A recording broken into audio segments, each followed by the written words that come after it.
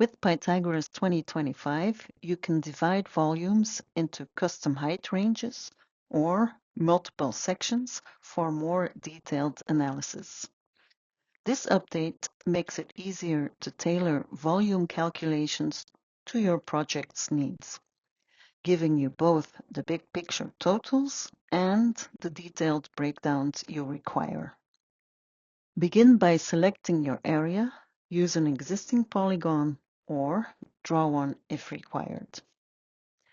Then open the DTM menu and choose Volumes. In the dialog window, select Slice Volumes using prisms, and next define your intervals.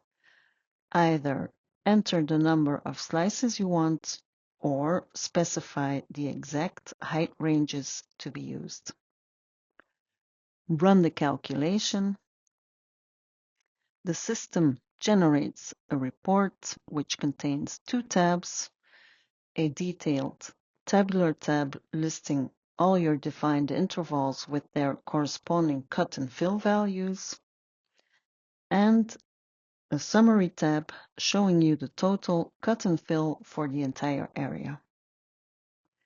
Export the report directly into your drawing for easy reporting and visualization.